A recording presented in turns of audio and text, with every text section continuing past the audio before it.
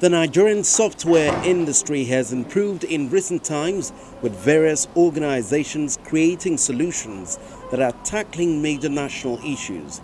Yele Okeremi, CEO Precise Financial Systems, joins us to analyze the industry and profit solutions. Are you excited about the growth of the software industry today? Of course, we are making some progress, but we could have done a lot better, and I think we can still do a lot better.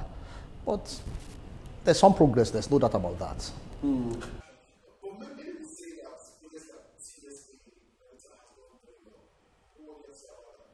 So that's why I said that not excited. You have some success stories, like the TSA that's been led. People even tend to know Remita more than the owners. But the question is, this company came out of 20-something years before this could have happened. But of course, if you are a very smart watcher, you should have seen that company like 20 years ago, that this was a company going somewhere, and perhaps it could have been catalyzed much earlier. But it's still a good achievement, and there are still some few companies that are doing pretty well. But I think we could do a lot better as a nation. So what are some of the things that you would like to see that would encourage the industry? People these days in the IT industry, and I think it's not just in Nigeria, it's world over, startups are beginning to judge successes by how much money that there is, and I'm not impressed. I'm not excited about that. I think we should begin to judge successes by how much challenges we are able to solve. I think the most important thing for us to do, if we are going to do this for ourselves and as a people and as a country, is we should allow ourselves to understand that Nigerians have solutions to our problems. We don't have to take all our problems outside looking for solutions. And I dare say, and it's the truth, that when we do that, a lot of the solutions we actually get are substandard, very substandard. When I say substandard, I'm not saying they are not good, but they are not tailor-made for us. So if we really want to develop as a people, we need to have confidence in ourselves, and we need to be aware, because you see there's a process of development, and people have to pay for development. So when you're talking about development, there are no guarantees. So there's a possibility of failures. But isn't that what life is all about? But the beauty is that you only need about 15% success. But what our people do is that they claim they want guarantees and assurances. That's the reason why they take the opportunities outside of this country. And what they get is poverty and compounded failures at the end of the day. So these are things that we need to understand and get smart as a people, that we want to begin to encourage our own people by giving them opportunities to solve our problems.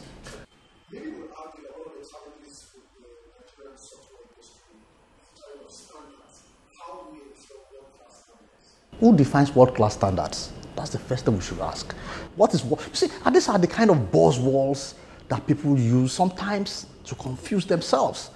If you ask most of the people that use this kind of language, world-class, let them unpack it and define it for you. They cannot even define it. So who defines that standard? Yeah, but I would assume that the idea of your firm getting your CMMI is also to ensure that you are world-class. Okay, yes, so, that's fine. But when people talk about CMMI, which PFS, I mean, like you said, we are certified, CMMI level 3. Those standards are standards for how you operate. They're just telling you the best practices as a company, as a software house. So if you want to develop a software, they expect the life cycle to go this way. So the standards we're talking about here is about the company's processes, not about the products. You get my point? So we are engineers. If you're an engineer, I train as an engineer, and I'm an engineer at heart. In engineering, we talk about processes. In engineering, we say that if your processes are right, your results are guaranteed. So in engineering, we don't go looking for results, we look at process. And once the process is right, engineering says the results are guaranteed. So that's kind of things that CMMI does. CMMI looks at the processes and knows that when you go through those processes, then your results are guaranteed. And that's why I said earlier that who defines world-class? Because when people talk about world-class, they don't even talk about the processes. They don't talk about the organization. They are looking for products. And that's why I said, what's the meaning of world-class? Why or when would we get Nigerian companies to start being the same companies that work with other African countries. Just like the Americans will do, they'll sort of protect an American company. Why can't we get our governments to say, for example, yeah, the iTeller service work with Liberia or whatever? How can we get to that point? Now, I think that's a very interesting question. And it's a game of strategy, national strategy. And I've looked at this from time to time. Do we really have a national strategy? So let's take a look at how many things happen. Look, all over the world, there's a cabal that governs everything. And I'm using cabal in a positive sense. I'm not talking about the negative sense now. It's a caucus. They decide how things happen. Now, if you are stupid, you will continue to be a victim of the cabal. But if you are smart, you can form your own cabal and make sure that your cabal works for you. So I'll give you an example, something that happened to us as a company. A few years ago, I saw a bid. Tanzania wanted to implement a national switch for the automated clearing house. Of course, I knew I could deliver it because by then we were almost through with the one we were doing for Nigeria. But then, how do you get into Tanzania? First, I had an option of picking a local company in Tanzania to partner with me, and I did that. But my local partner couldn't do much. Why? Because he said they were asking for a bid security of $50,000, and he couldn't come up with it. So I said, why did you tell me about it? Because perhaps if you had told me about it, I could have come up with the money. Now, $50,000, maybe I'm able to afford to pay that kind of money. But the truth is, there are very many smart companies, some of them smarter than this company, that may not be able to afford to pay that kind of money.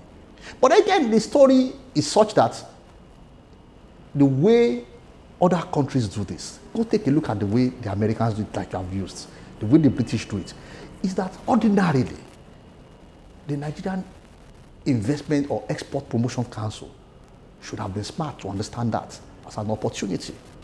And that project, the Tanzanian project, was funded by the World Bank. Now, when a project is funded by the World Bank, technically we are disadvantaged. Why? Because the World Bank is most likely or more likely to favor those that they know. And who are those that they know? They are most likely from the West. But how could we have drawn it? How could we have broken it? It's not very difficult. So what I wanted us to do at that time was for the Bank of Industry in Nigeria, for example, to have refinanced that transaction, gone to Tanzania and say, why do you want to owe Americans or the World Bank money? Why don't you owe Nigeria, an African country, money? So this means that the job is given to a Nigerian company. The Nigerians are able to create employment. And it is more likely that the solution developed by Nigerians, by Africans, will suit Africans better. So you see a virtuous cycle. But they didn't understand what we were talking about.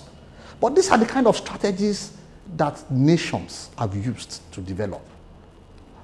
And until Nigeria takes a look at these things again, we are going to remain where we are.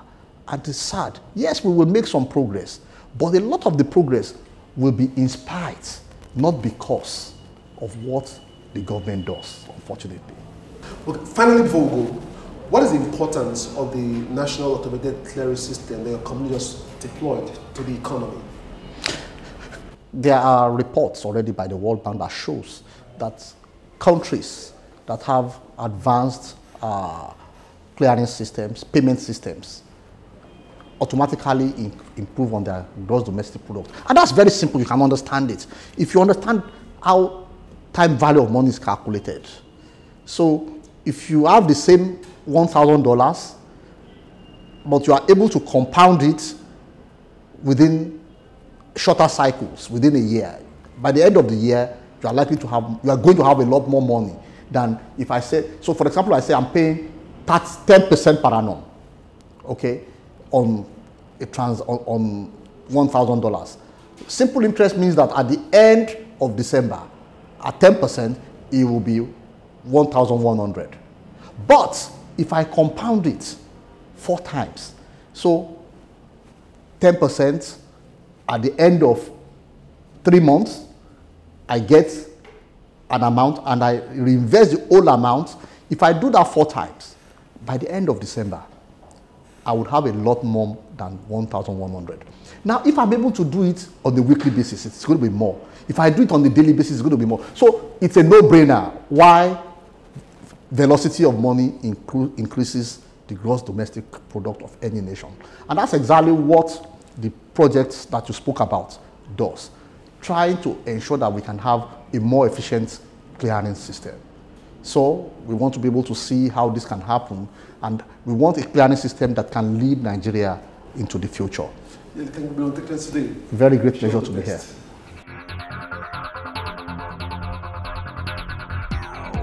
I believe that Nigerians can develop awesome software solutions that can solve real problems. However, if we don't create the opportunity for them to try, then we may never know. That's our show for today. Please follow us on social media. And don't forget, you can watch these and previous editions of the show on the channel's TV YouTube account or via my blog, cfatech.ng. For Tech Trends, I'm Chukwemeka Agbata.